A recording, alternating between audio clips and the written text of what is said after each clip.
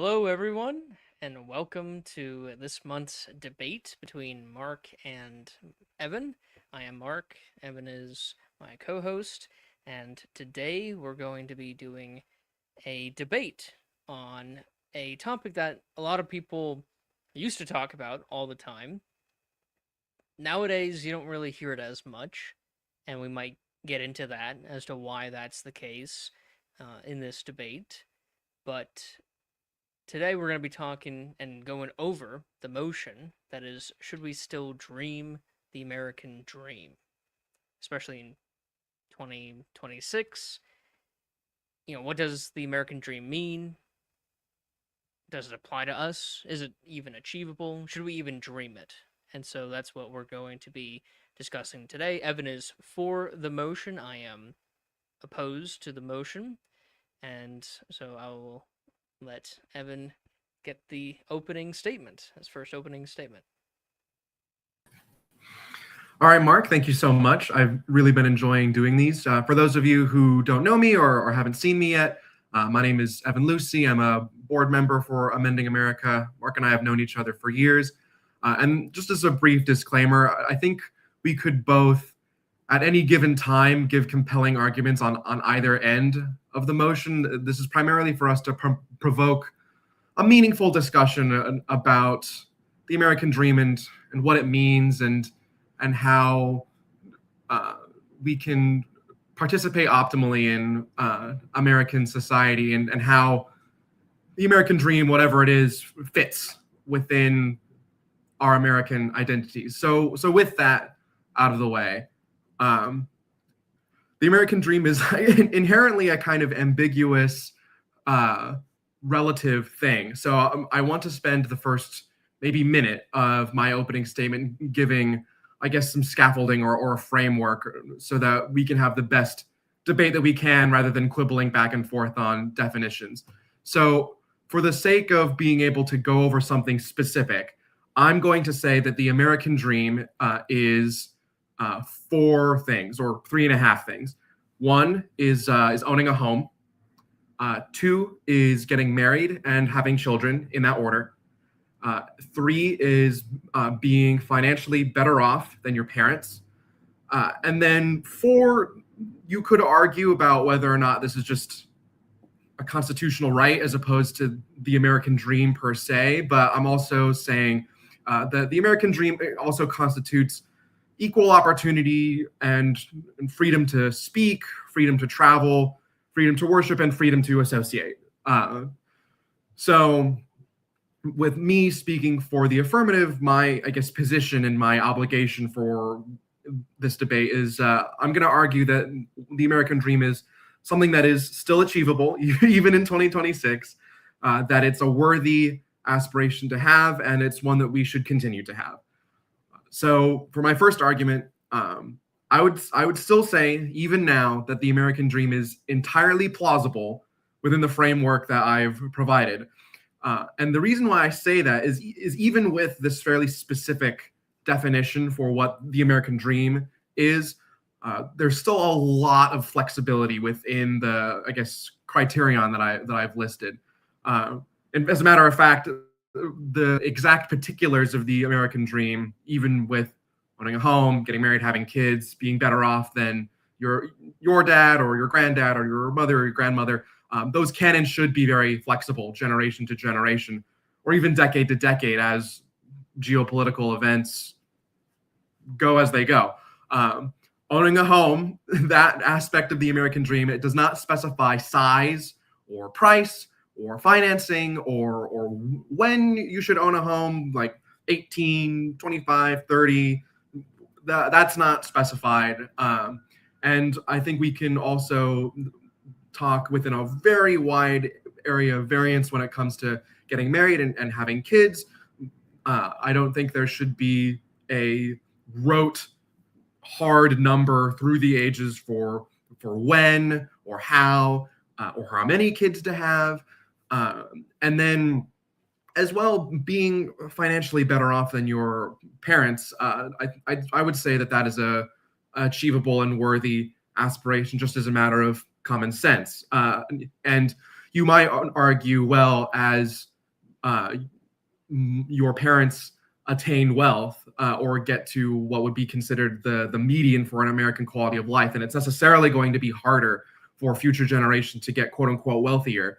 And I'd say that's true to an extent, but also it's so much easier to build wealth when you have wealth. And even if your parents are rich, I guess, I mean, if anything, at that point, it would be so much easier for you being born into wealth to place that wealth into a business or a high yield savings account or a mutual fund, or especially in the white collar sector, even in the blue collar sector, it's not uncommon for employers to have 401ks with a 401k match. So building wealth is going to get easier and harder for factors that are completely outside of our control, time period to time period. But it's not like it's impossible to do that, or even unrealistic. And as a cap to that first argument, I also do want to point out that we are debating over whether or not the American dream, as defined, is a worthy aspiration, not what Americans are obligated to do per se. So we're not talking about 100% of Americans have to have accomplished all of these things for the purposes of the American dream. We're not talking about that. It's more so what should Americans want, or what is a healthy thing for an American to want. So that's my first argument. So my second argument is that the American dream, as I defined it, or as it currently exists, continuing to have that specific dream defends public and private freedoms that allow society to flourish. This argument, it's at risk of being circular. It can be a chicken and egg thing. Well, is the American dream good because we think we should have it, or should we have it because we think it's good? What I'm essentially saying is that by preserving the American dream, that implies that those things are things that we realistically can have and should have. And if we're in an ebb or a flow within American history where one of those things is in danger, then if anything, we should want that more or desire it more. So if we're looking at, for example, for the purposes of home ownership, if something like, I don't know, a monolithic private equity firm is suddenly buying up thousands upon thousands upon thousands of family homes, and therefore they are able to control the pricing of those homes and make it more difficult for Americans to own them. I don't think the healthy response there should be, well, we should dream something else. I think the response should be, okay, American society has flourished on the basis that people have aspired to own homes. And if this thing is being more controlled, or if it's at risk of being taken away, then it's something that we should not budge on and fight through the civil processes that we were given during the founding to preserve those things. I would say that, like I mentioned in my first argument, the particulars, the numbers for the American dream can change, but having those aspirations, that makes it so that all of those things continue to get more achievable through the desires that Americans have towards that dream being lived out in the American process, I guess, is what I'm getting at.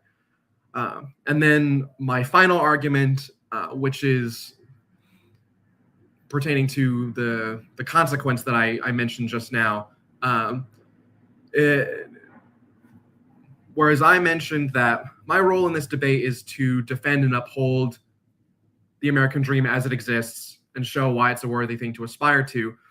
To an extent, Mark's position and his obligation within the debate is to show why that's not either needed, or why it's not necessary, or even potentially why the American dream as it exists might be harmful or limiting in some way. And I'm sure that he's going to give some very compelling argumentation to that end. But my third argument is to surrender or even fundamentally change the American dream means that one or more of the things that I listed at the beginning are in greater danger, or it's easier for them to be deprived from people. Uh,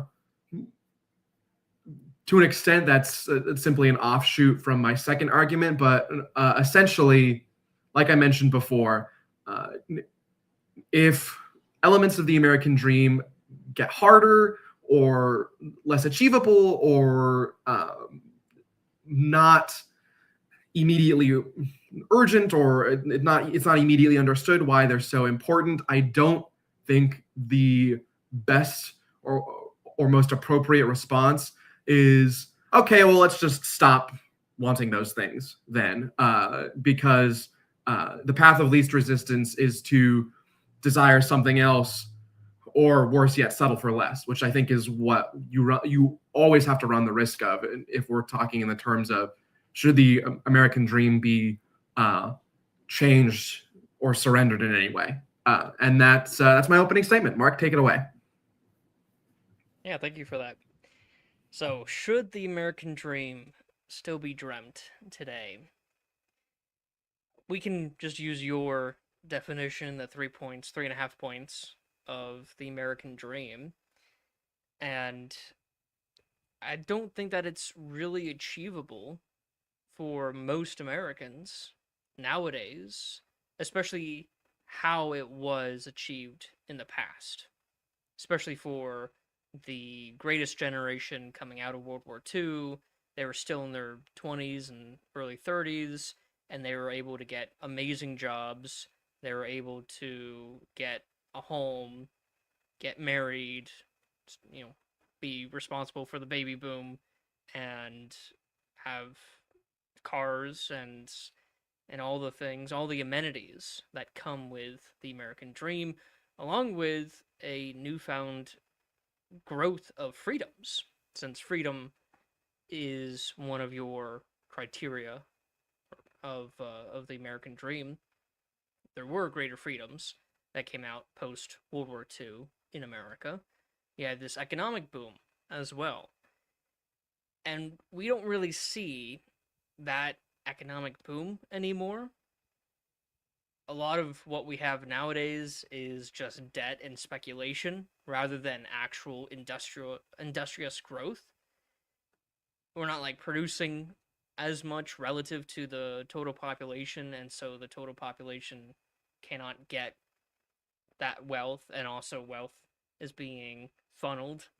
I know you and I can debate the ethics of modern day capitalism in another debate, but it is a fact that back in the 40s and 50s, wealth was more spread out. As Huey Long would have said, the wealth was shared among the people more so than it is today, and that had a great equalizer, at least economically, in this country, which meant that more people could pursue the American dream. We don't have that equal status, more of an equal status, as that existed back then as we do today. And so some people are experiencing an American dream that's far more luxurious and more free, economically free, and even socially free than many Americans today. And I think that having that difference, that inequality in the American dream, in realizing the American dream, is going to have a negative effect on this country, because that builds discontent between the classes, and that discontent will lead to more radicalization of the lower classes, more class consciousness, more revolt against the system in more and more aggressive ways, as fewer and fewer people, relative to the total population, are experiencing the American dream, while more and more people are being shunned out from the American dream.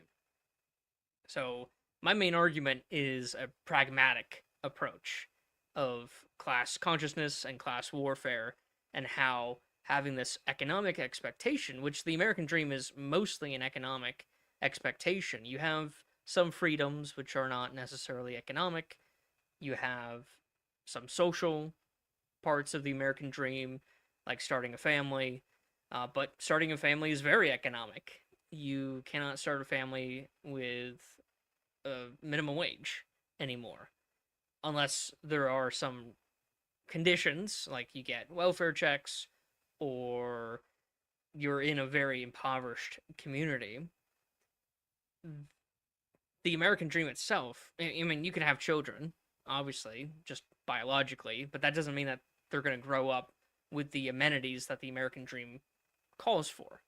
So you can still be married, you can still have children, all that, but not within the same expectations of the standard of living that the American dream usually conjures up when people think of the American dream. So the American dream is mostly an economic expectation versus the economic reality, and the economic reality is just not there for most Americans today. And if we look back historically, the American dream was not really applied to a lot of people back then in the 40s and 50s post World War II. Black people, for example, especially in the South, were still living in Jim Crow conditions. They were barred from certain neighborhoods, they were barred from businesses, they were barred from schools, they were not given the same economic or social freedoms as their fellow whites. And so they were not experiencing the American dream. In fact, there was a debate between uh, William Buckley and I forget a civil rights leader. William Buckley is the founder of the National Review, and James Baldwin. That's the civil rights leader's name. And they were debating this very topic, but as it pertains to the black community. And this was a debate that happened in the 60s. And I watched it in preparation for this debate.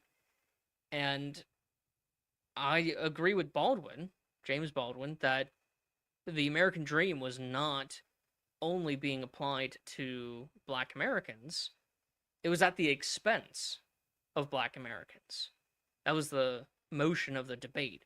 Is the American dream at the expense of the American Negro? That's the name. That's the official motion. And it was debated in Oxford Union.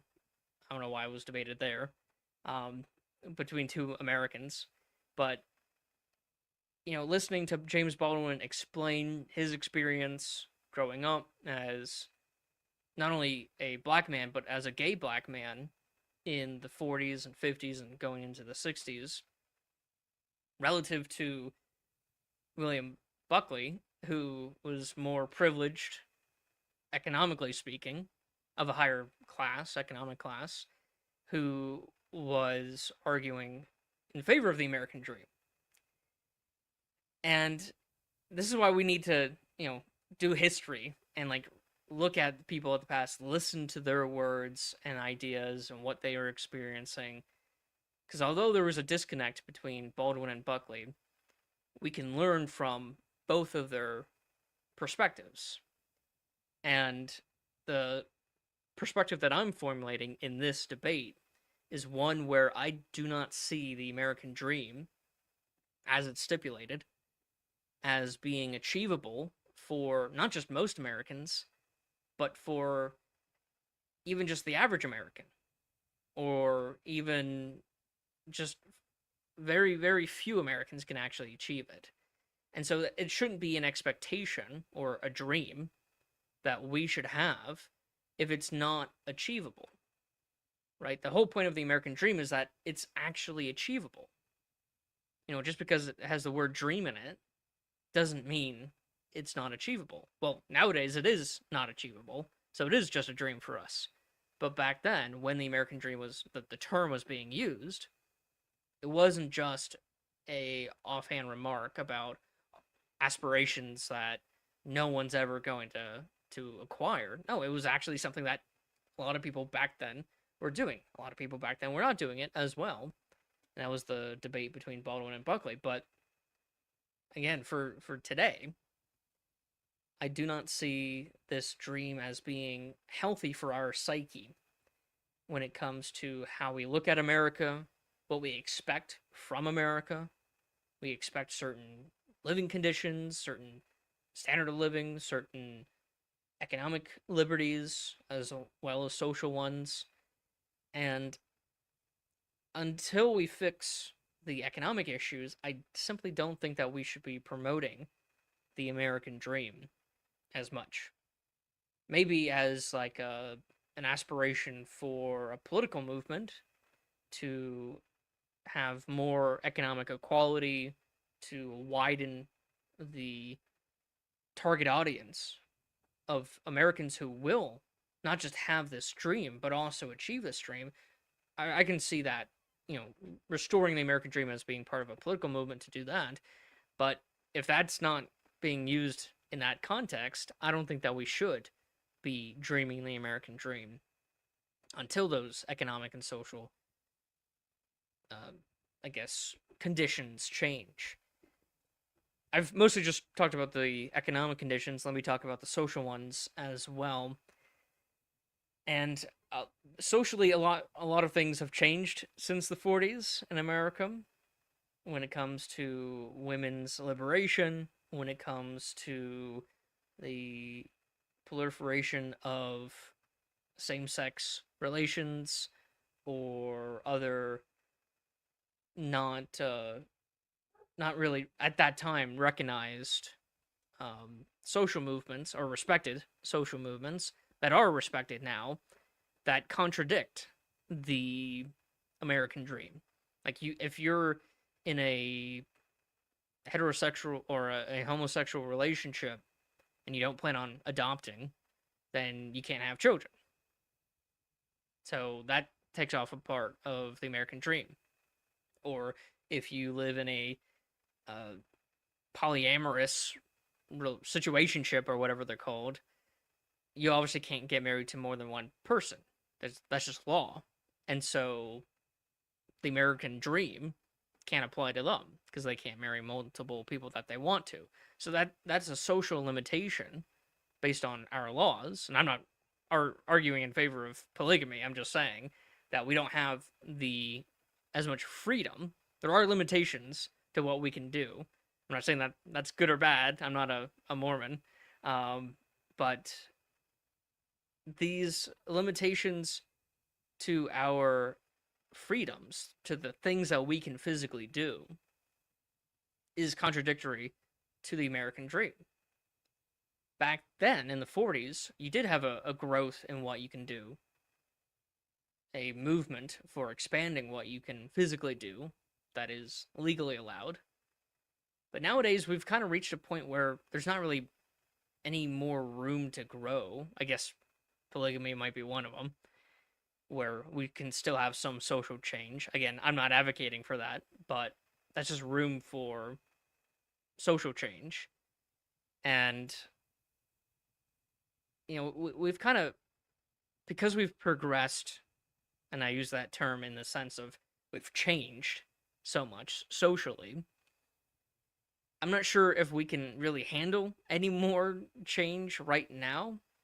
I think things need to stabilize, calm down, get into a routine, and then using reason, we can work out what other changes need to be done. And this goes back to my economic argument, which is, not disrupting or antagonizing the working class by propagandizing this expectation, this economic expectation that isn't achievable, which will bring about discontent. When you promise someone something and then you don't give it to them, that's worse than if you didn't promise them anything in the first place. And so this dream is a promise. It's the American promise. I think that was a slogan used by Reagan during his first campaign running for president. in 1980. I think, yeah, it was The American Promise, where he was talking about the American dream. And his approach was more, stabilizing things and focusing on families and home ownership, which again at that time was achievable. By the 80s, that's the boomer generation starting to be homeowners because they're now in their 30s and 40s. And if you look at today, it's like the youngest average homeowner is like in their 50s or 60s nowadays, late 40s maybe, not 20s or 30s. And this doesn't even take into consideration the size of the home. This includes small homes. People, homes that you can't have a family in. So you might be able to buy a home, but you can't have a family. You might be able to have a family, but you can't buy a home. You might be able to have one car, but it needs to be on credit. You have to do like all these things separately. The American Dream puts them all together, but the price is just too damn high nowadays to do all those things within your lifetime for the average American nowadays. And so I'm concerned with the expectation, with the disappointment that expecting the American dream and not achieving the American dream will cause. And that's my main argument. All right, Mark. Well, thank you very much. And now we're going to move into rebuttal. So I'm going to go point by point, more or less. One is, this was an overarching point that you mentioned throughout, but just essentially that the math isn't mathing on the American dream, that the economic realities for the American dream to be realized in the way that you and I are probably imagining it, like the post-war white picket fence, guy goes to work in his suit and briefcase, they own a car, et cetera, et cetera. That's just not there. And that's a fair thing to say. And I think we absolutely should be talking, many more people should be talking about the fact that things like families, ownership, not even ownership of a home, ownership in general, as opposed to needing to rent and license everything, the whole you will own nothing and be happy thing, that's changed, and that's not necessarily a good change from then to now. But that just brings me back to the first argument that I made, where we can talk about that without saying, well, owning a home is just kind of out of the bag, then we should probably just forget about that. Even within the current landscape, I mean, if you discharge honorably from the United States Armed Forces, you can buy a home with 0% down. Now, would it be more ideal for you to just be able to enjoy a high enough quality of life and for the class inequality to not be so bad that you could just buy the home either through more reasonable financing or just outright with cash? Yeah, it would be way more ideal. But are those things possible without financially ruining yourself? I would say that yes, they still are, even though it absolutely is harder, even though it absolutely is more gate-kept than it was before. But that doesn't necessarily negate the American dream, principally speaking. So the next argument that I want to address was essentially you saying that if we continue to maintain and desire the American dream, and if that is habitually deprived, or even if American society in general just continues to gain this awareness that at one point we had this American dream, and it's being held hostage by other interests or or some other group, like, take your pick, private equity, the global elites, the 1%, the this, the that, whoever that party might be, that if with enough class awareness, with enough built up resentment, predicated on expecting the American dream, that's going to lead to factional violence. And I would say that, for hopefully obvious reasons to anyone watching, that preventing factional violence is good. We should desire that. However, if you talk to a founding father like Thomas Jefferson, and you said, well, if people are being denied the American dream, that's going to result in violence, he would probably go, good. He would probably not be all that upset by something like that. And I would say that might be a debate topic in and of itself, talking about the inevitability or the necessity of violence in order to achieve political reform. I would say, writ large, violence is bad. You can quote me on that. You can stitch that onto a pillow. But the American founders, and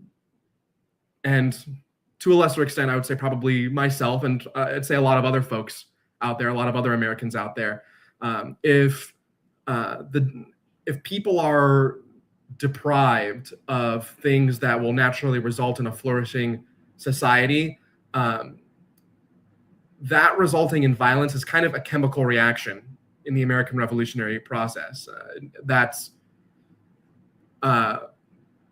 I don't know that the answer is to want something else instead, or to settle for less.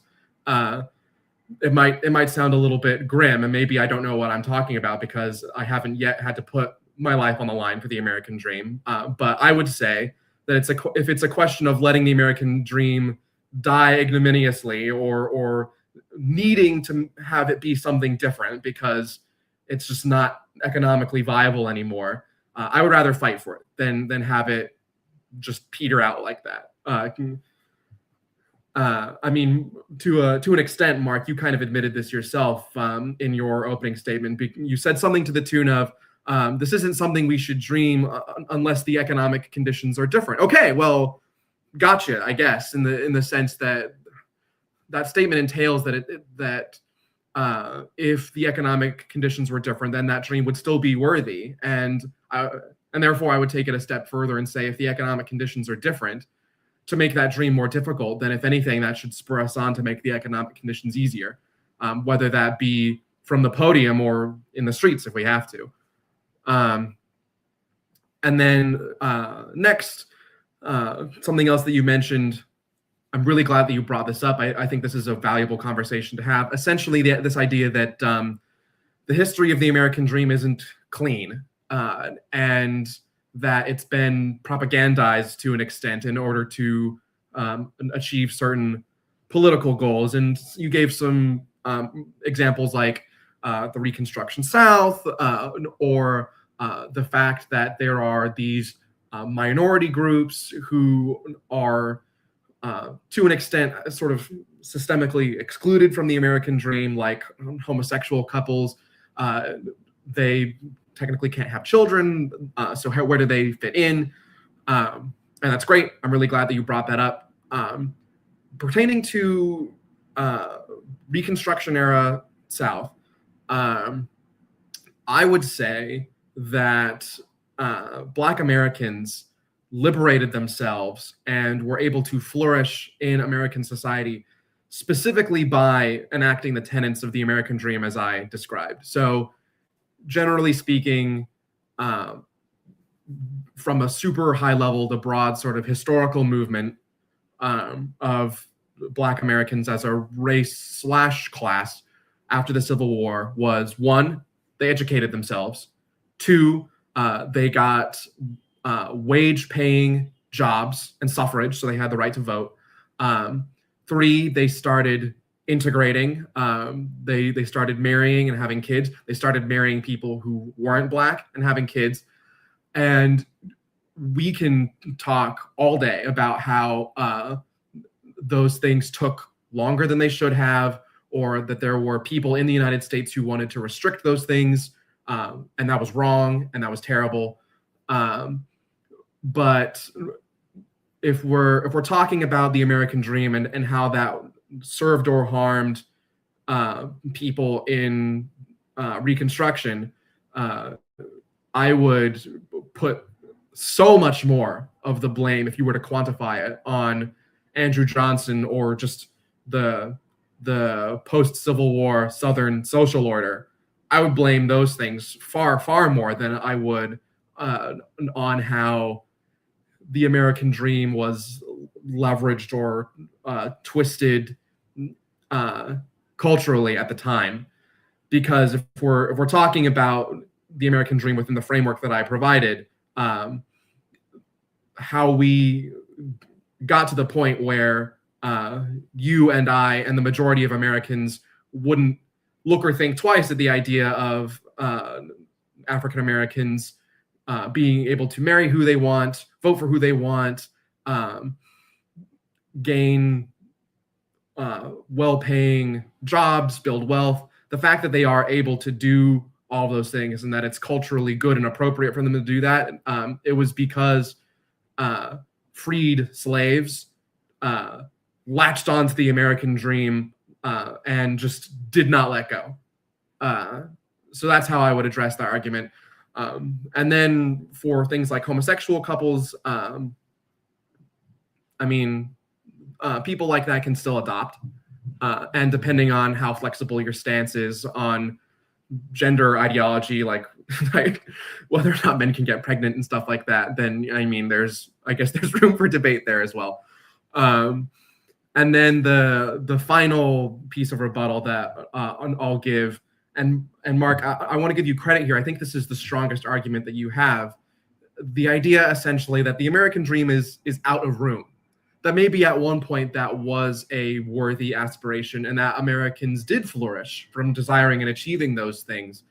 But that the conditions for ownership and industrial growth have fundamentally changed.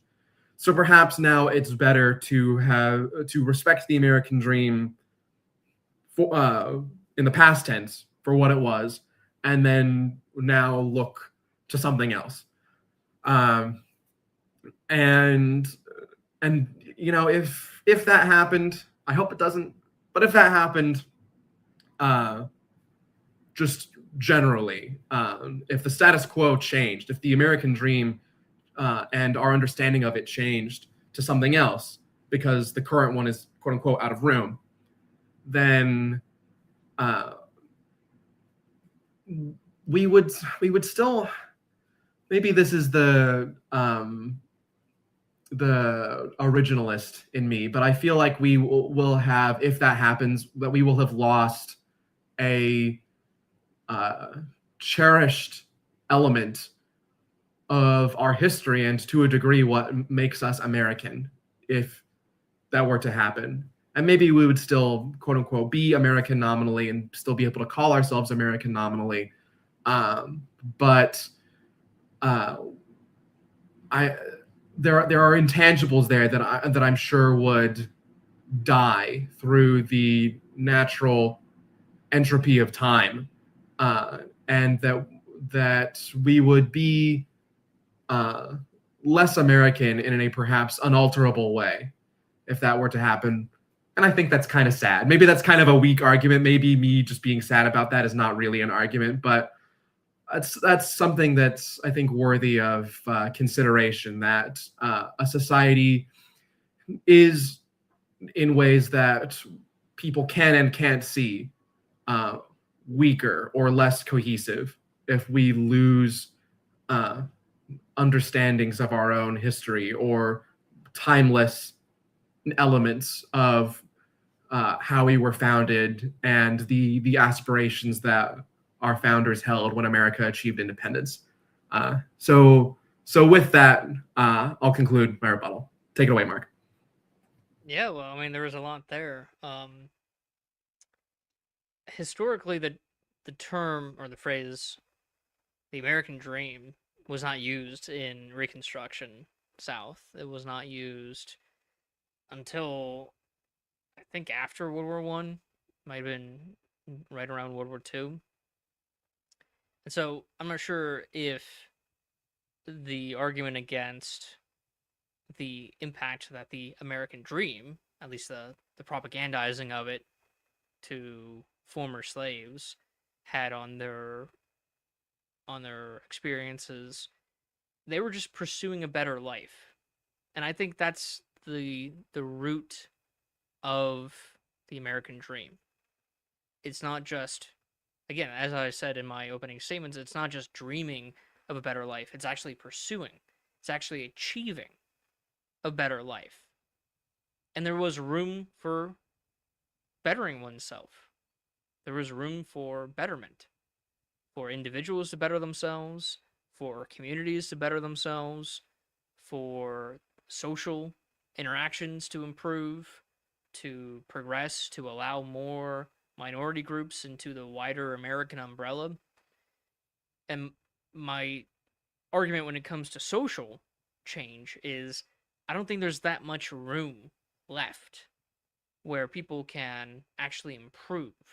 They might be able to improve their own individual actions, behaviors as an individual, but economically speaking, that no longer has the same, I guess, benefits, the same reward. I mean, you should better yourself even without reward, but in the past, if you better yourself, you became more productive, you became wealthier, you improved your living condition. Nowadays, if you improve yourself, are you really going to get better economically? Or are you still going to have to take out a loan just to have a car? Or take out a loan just to own a home? Or take out a loan to get a decent education that is now required to get a decent job that pays a lower wage than what's required to pay all that off? So, is there really room nowadays for people to not only better themselves when it comes to their own individual behavior, but better their living conditions? And so, yeah, things might have progressed. And I think that the pursuit of the better life, which is the heart of the American dream, at least historically speaking, that's somewhat different from your definition of the American dream, which is the criteria is owning a home, having a family, or being married to have a family, and what was the third thing? Yeah, the third thing was being financially better off than your parents. Oh, oh, yeah, that no, that's definitely not happening nowadays. And so at least one of your criteria is most definitely not happening. And then the other two is also not really happening. It might be happening, but much later than our parents and our parents' parents. You know, they were starting families in their 20s. Now people are starting families in their late 30s, going into their 40s, like having kids, much later than before. And it's even worse when it comes to owning a home. So your definition of the American dream, which might be a little bit different from the historic use of bettering one's life, just generally speaking, is it might still be applicable today, which is a point for your argument, but it's for a much older, age bracket. It's not for 20-year-olds nowadays. It's not even for many 30-year-olds. It's for the 40 and 50-year-olds nowadays to just start achieving the American dream. That is financial stability, a home, car, a family, and that's if they even choose to do these things, to have their own home, to have a family. More and more people are not choosing that. And so, with your definition of the American dream, would people who actively choose not to pursue obtaining a family, are they still under the American dream? Because they have the liberty to not have a family. That's their choice. Are they still living under the American dream? And based on your definition, I don't think that they are. You might argue that they still are because they're pursuing their liberty to do that.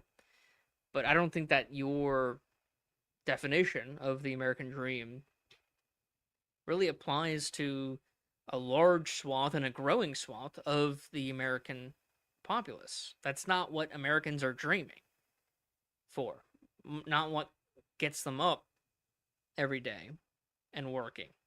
It's not, I mean, for many Americans, it still is, and kudos to them. But for a growing population, it's not the case.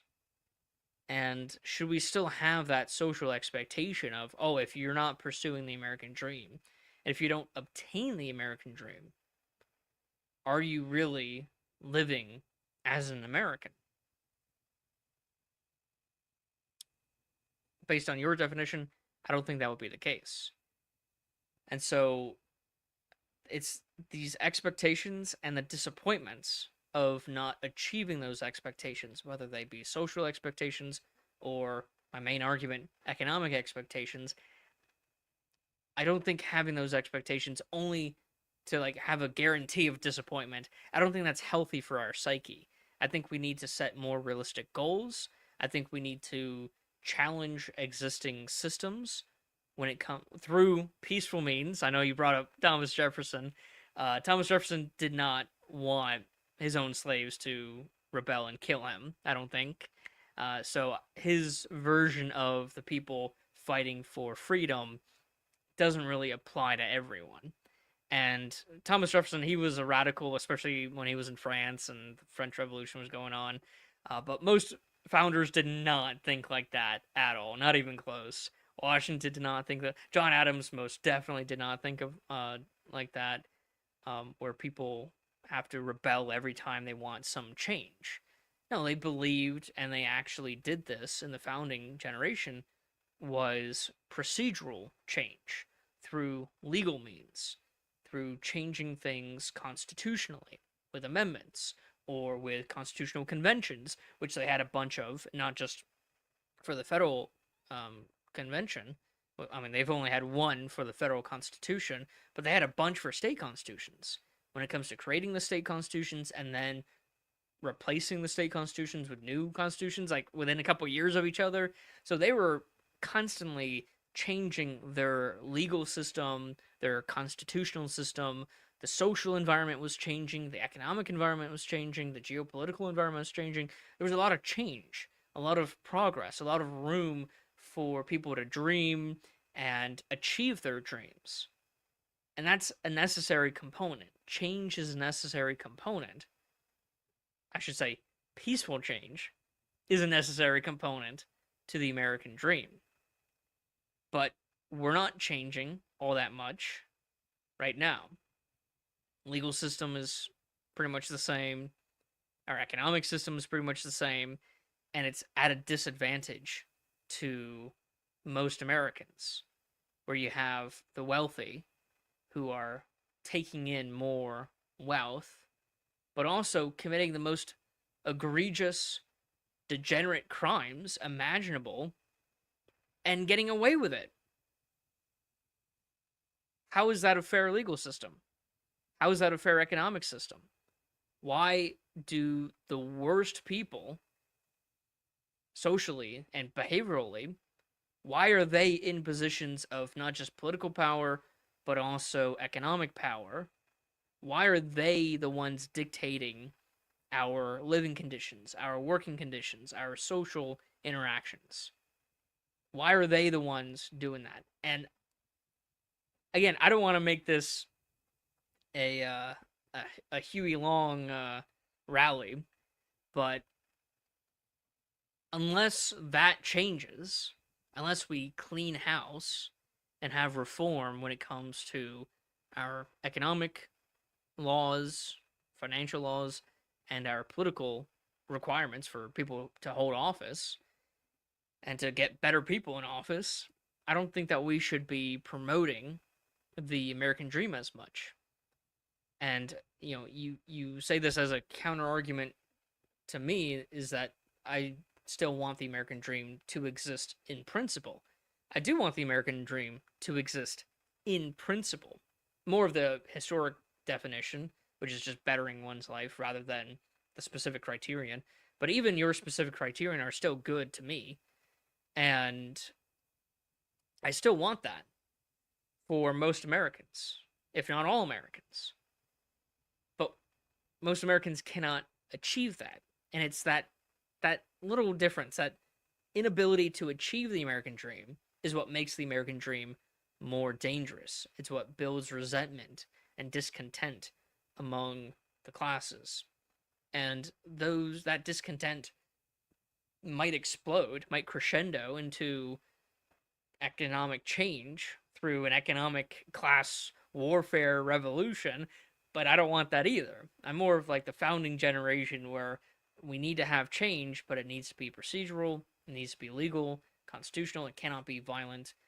We cannot have the classes fighting each other, even though one class is oppressing another, at least economically speaking.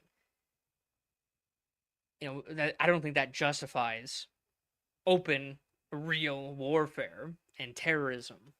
I'm not a socialist anarchist like in the 1910s during World War One, where you had a bunch of that going on, a bunch of bombings of the old Gilded Age class, the political class. Like FDR, he almost died from an anarchist bombing in like 1919 or something like that. So, think about all the good that FDR did when it comes to progressing. He also did some bad, but let's just focus on the good parts of the change that he implemented and how that would not have happened. That legal change, that how we view the Constitution, how we view the federal government, that would not have happened if FDR died because of some anarchist who wanted class warfare now at that time. So I don't propose class warfare. I don't think that would be a good thing. Despite what Thomas Jefferson might have said, and I do believe in the procedural change, and we can have the aspiration as a political movement to enact change, but when it comes to individual behavior, when it comes to individual expectations, I don't think that we should have the American dream still, until we have an environment where people can actually achieve the American dream.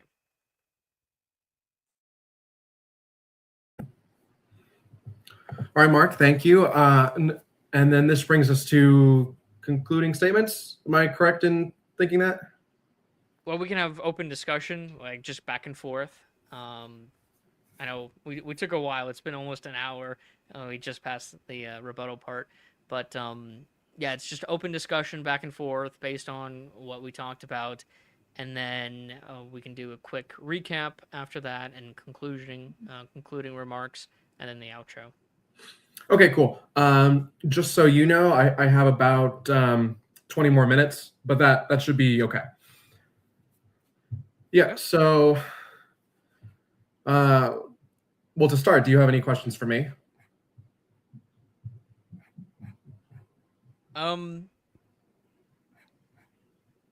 Yeah, how do you view your criteria for the American dream versus the more historic, at least even before the term was being used, Yeah. people were pursuing the betterment of their lives, however that looked, whether that looked like people owning their own homes or starting their own businesses or having their own families, which is definitely a part of it historically. But there's also social changes as well, like when it comes to Jim Crow being able to vote in the South for black people, being able to, interracial marriage, which didn't become legal until like the 60s. So that's 100 years after the Civil War that was the case. But within that 100-year period, you did have people who were pursuing interracial marriage. They were pursuing it, and then they achieved it. And again, it's that pursuit and achievement part that I think is very crucial in the success of the American dream, and why the American dream no longer applies today is because we can no longer achieve things. We might pursue it, we might want things, but if we can't, if the environment is such that we can't actually achieve many aspects of the American dream, then what's the point of having the American dream other than giving us false hope and bad expectations? Yeah. So, regarding the exact difference, I'll be the first to say that my framework is certainly not perfect or comprehensive. It was mostly for the sake of practicality, but even aside from that, contrasting the more abstract and possibly the more universally understood American dream, just the betterment of one's life more generally, and then the specific things that I listed. Um, for my own understanding of American history, and this might be eisegesis. For those who don't know, eisegesis is essentially you reading your ideas into something as opposed to you trying to draw ideas out of something. Uh, when I look at America's various different broad phases, so the Revolutionary period, colonial period, westward expansion, industrialization, and then our rise in post World War II to being a global superpower. When I look at all of that, especially on our first 150 years or so, throughout that whole time, there have been plenty of people who either didn't want or didn't achieve the American dream, even in the way that I specifically put it. With that said,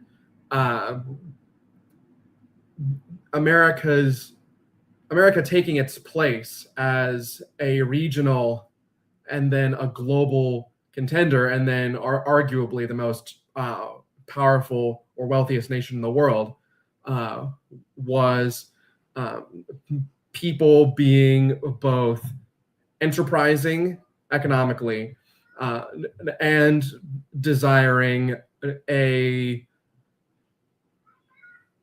nuclear community, so to speak. But I think we can both agree that the nuclear family is kind of a myth and was very much a post-war thing. I'm more so talking about being able to marry and provide for your family under your own means, as opposed to the wife in the home and the man in a white-collar job. But the aesthetics of the nuclear family when that term first appeared. So everyone from skilled laborers and business owners who had carpentry shops and were tailors and restaurateurs and pioneers who had little gardens and then had to hunt for their meat, and fur trappers and settlers and railroad engineers and doughboys, and then GIs, and then now modern people. America seeing explosive growth, or it being part of the greater geopolitical conversation. I would say we owe a lot of that to the fact that people pursued the specific ends that I laid out at the beginning of the debate. And so a question that I would have for you is something that I wanted to hear a little bit more about it after you mentioned it. We both spoke a lot about the economic viability of the American dream, and how there's this danger of there being a depressive effect for the American dream, essentially, if people can't get it. That there has to be the combination of aspiration and achievement that you mentioned, which I personally agree with.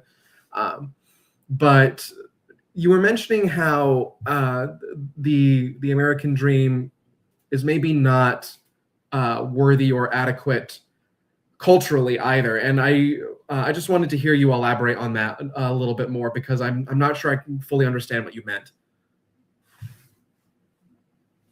Of the cultural changes?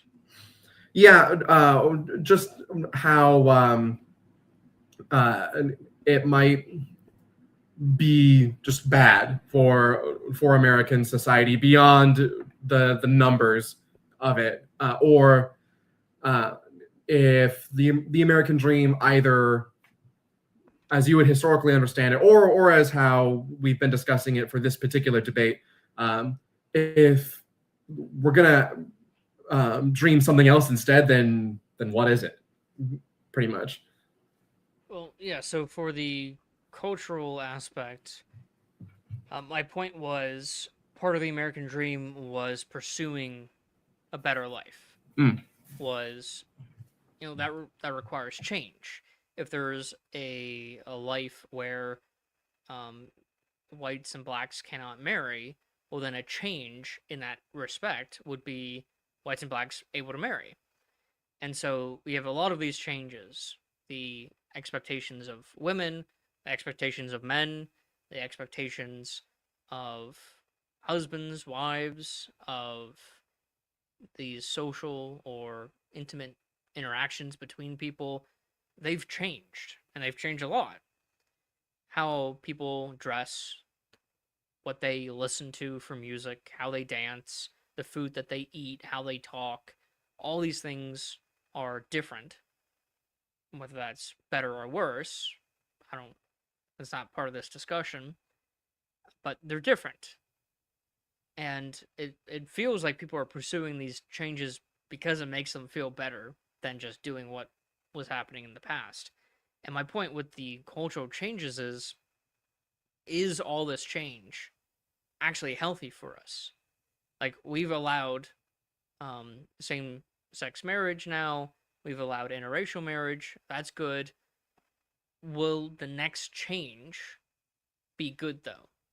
And I brought up polygamy, and that's something that I'm hearing a little concerningly a little bit more on, mostly Mormons, or it's like people on like the far right, the Mormon types want it for their own religious reasons or whatever, and then you have people on the left who believe in polyamorous relationships or whatever. They also want that.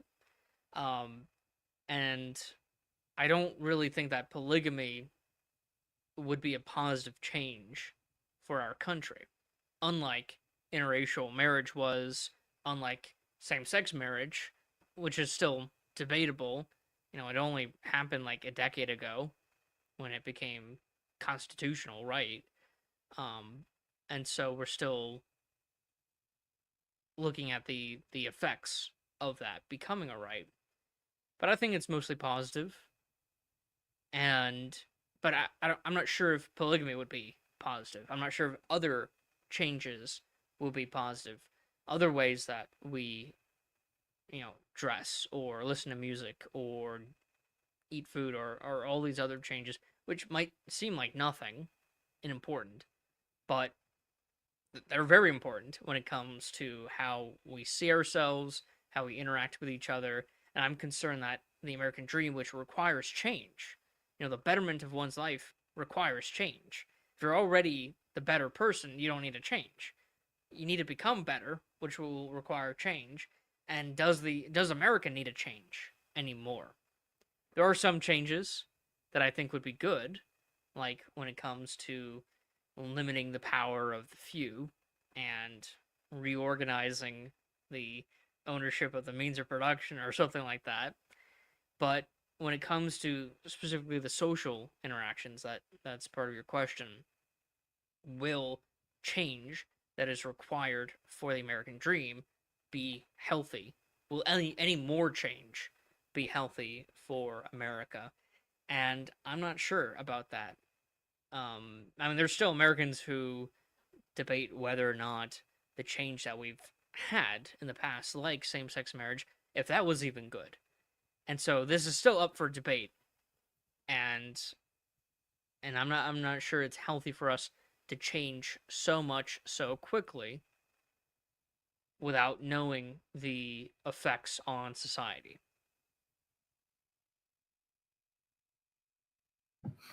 Okay. Um, I am nearly out of time. So, do you want to go into recap and conclusions? Yeah, we can do that real quick. So today, Evan and I, we debated on whether or not we should still dream the American dream in 2026 and beyond. And for Evan's opening statement, he talked about how the American dream, as he's defining it for the sake of this debate, is threefold or three and a half fold. That being having a home, having a family, a wife and kids, or a spouse and kids, and then also being economically better off than your parents. For my opening statements, I argued that the American dream is not achievable anymore. Those expectations of owning a home, of starting a family, of especially being better off economically or financially than your parents, that I definitely think is way off. The other two things you can still do, but not with economic freedom. You have to go into debt to do those things. And so that was my main argument, which is the economic side and how the having the American dream will only build discontent of the class of Americans who are being propagandized to pursue the American dream without ever being in the environment to achieve the American dream for the vast majority of Americans. And then we went back and forth in an open discussion about what we mean by certain things, like whether or not Evan's definition is a good definition of the American dream relative to its historical use or its application to minority groups who were not promised the American dream. And then Evan asked me about what I meant by social change and how that impacts how that's impacted by the American dream and how that impacts this country. And so, Evan, do you want to include anything in the conclusion and recap? Yeah. I mean, the only thing that I'll mention to cap it off is I'm still unconvinced that the American dream is impossible in any of its variants, economically speaking. Mark, I think that you're trying to put the American dream in this pseudo doomer lens where it's just where you've basically gone at multiple points. Well, it's just not happening, and I don't hold that against you, and I think it's a good it's a good node to discuss. However, if we're talking about the American dream, I have to uh, derive that from my own experience at least a little bit. And whenever I hear you say it's impossible, all I think to myself is watch me, because I mean I'm entering my mid-20s and I'm married, and we're not rich, but we have enough left over in the tank to invest. And we're not thinking about kids anytime soon, but we're on schedule to have kids before we get too old. And I know that in the broad strokes, that my story is not exceptional among Americans writ large. And I would say that for anyone who is in the position where they are aware of the American dream and they wish to have it, but they're thinking, can it even be done? Then I would say, one, that it can, and two, if you think you can't, then let that turn your focus to why institutionally or who institutionally might be making that more difficult for you, uh, and then vote or protest or unionize or whatever. Do whatever you need to do, non-violently. Let it be known that Evan Lucy does not condone populist violence. But do what you got to do in order to make the American dream a more achievable reality for you. Because if you want it, then you should have it. And I would wish that for everybody.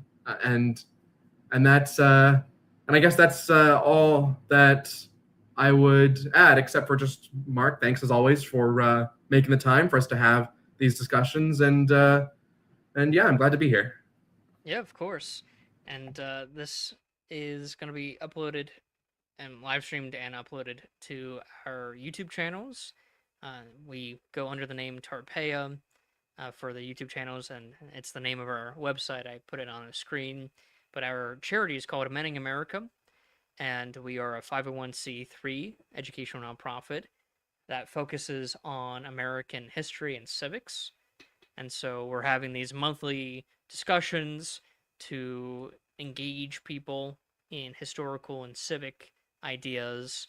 And so this month was on the American Dream. Last month was, let's see, it was on voting, or what was last month's?